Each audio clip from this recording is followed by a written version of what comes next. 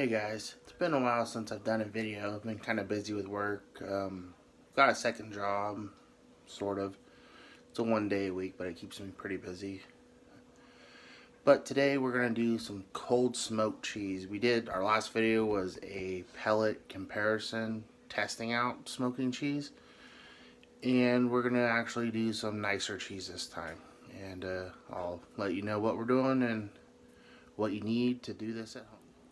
So, we're getting all our stuff together to smoke some cheese, but the first thing you really need is cheese.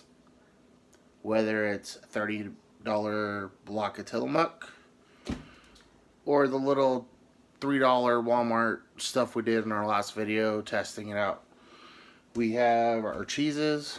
We have an extra sharp Tillamook, extra white sharp Tillamook, and a medium cheddar Tillamook cheese. We have all natural Gouda, and then this Gouda that comes from Costco that I really like. It's from Holland, I believe. It's good stuff. You need pellets or some source of wood for your smoke. In our case, we're going to use our amazing 6-inch smoke tube. This thing works really good. Used it on our test on our pellet comparison. Worked great. To light said pellets, you need a torch. This is the same torch and the same fuel can since our last video. And over the last 2 weeks at work, I took it to play with at work and light my stove. Instead of using a little stick lighter, this thing is a beast. It stands up to being used constantly in a professional kitchen. I recommend it. There's not a link in my last video, but it says where to get it on Amazon.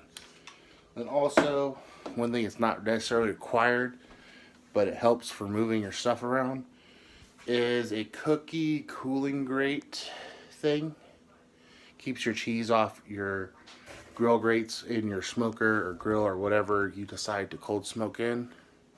Just helps keep your cheese cleaner. So that is what you need to do this.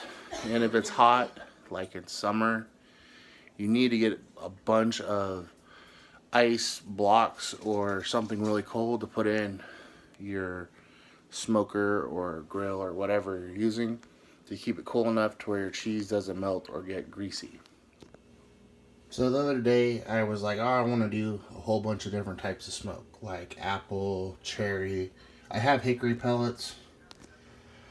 But a big 20-pound bag's like $20. These are, I believe, 1-pound bags I got off of Amazon. There's 6 of them going from hickory, pecan, which is a great wood for a lot of stuff, cherry, apple, mesquite, and Jack Daniel chips.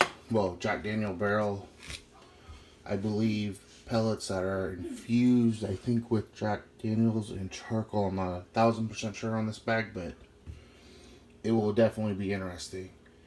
And it's $35. I'll try to put a link in the description so you guys can get it. You get a lot of variety for your dollar, and it had a lot of fairly good reviews. So we're going to try these pellets out for doing our cold smoked cheeses.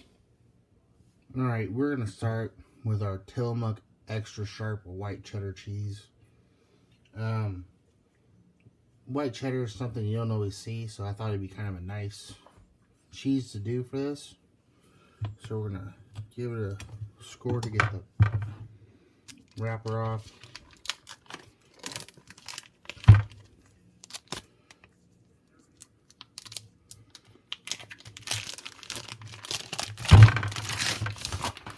And then we're gonna cut this into about 1-inch slices for our friends and family that are lucky enough to be receiving this smoked cheese and other things packaged for Christmas. So I'm going to slice these up, and we're going to smoke these with hickory pellets. So I'll show you what it looks like on the rack after we cut these up. So out of that 5-pound block, we got 10 slices of cheese here that we're also gonna smoke with the Gouda that I did not get from Costco, because a lot of people have hickory smoked Gouda. So I might as well get the most out of my smoker and smoke time with pellets and not sitting up for hours and hours to do this tonight. So we're gonna get these put on our racks like so, and we will get these on the smoker quickly so that way you don't get warm. Also, when they're on these racks, you just lift them all up. You're not moving a bunch of pieces around trying to pick them up. It just makes it faster and more efficient. So we're about to go on to the smoker. And one thing I forgot to mention, whenever you're doing this, you gotta at least quality control one little piece of the cheese. Like this Gouda, I've never tried before. So I'm about to right now.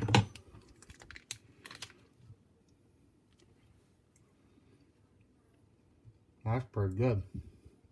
We'll make it a lot better with some hickory.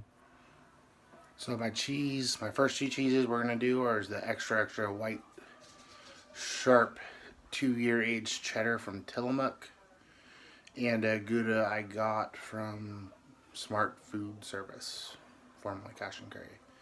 This is the 6-inch Amazing Smoke Tube.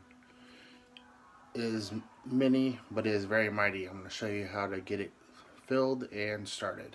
And I'm going to kind of measure how many pellets and cups it takes to fill this. So it is Christmas time. You can see the Christmas lights. Even got my Weber grill decorated for Christmas with some Christmas lights. But you need one trick I want to suggest for using these smoker tubes, if you use it directly on your grill grates, is to just put a little piece of foil down underneath it, so that way the ashes that come from these pellets, there's not a whole lot, but there is some, will stay off your grates and the inside of your grill. If it is not a charcoal grill or anything like that, you don't want a bunch of that where you cook. So I just have a little piece of foil down, and I'm about to light these pellets and set a timer, and in 2 hours pull this cheese off and seal it up and let it rest for a few days, because you need to, it'll get better. So we have the Jim Bowie almost fully loaded full of cheese. We got our Tillamook cheddar right here, the extra sharp, our Gouda here, and we're going to light these pellets hopefully. They've not been lighting as well as I thought they should be, so we're going to hit them a little bit longer with our torch and get this going, because we need to get this done today.